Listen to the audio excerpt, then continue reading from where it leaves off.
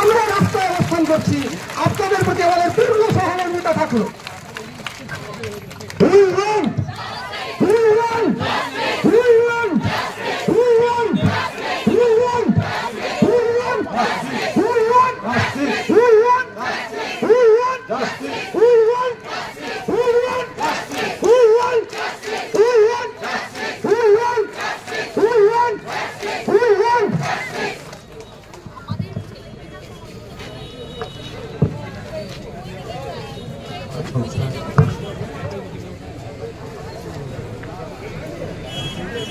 আমরা মাইক্রোফোন বন্ধ রাখছি, আপনারা আপনাদের অনুষ্ঠান পরিচালনা করুন।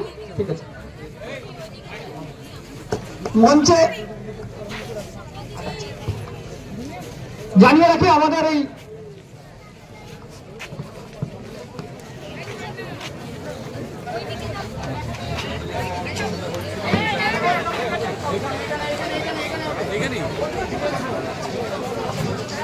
আমাদের মধ্যে মাননীয় ডাক্তারবাবু ডক্টর স্বরূপ সাহা উপস্থিত হয়েছেন।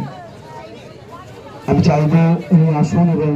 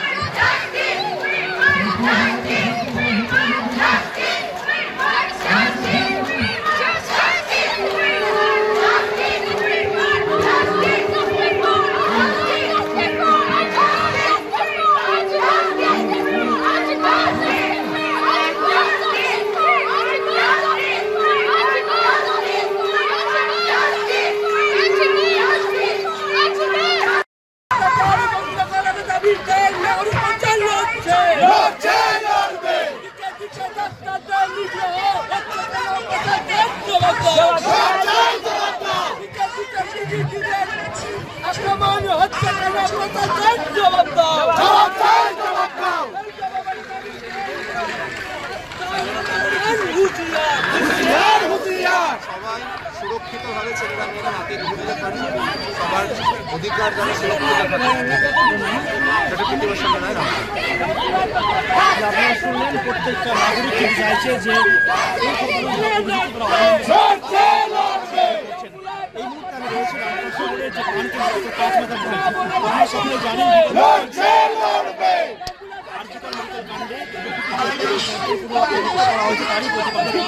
তারই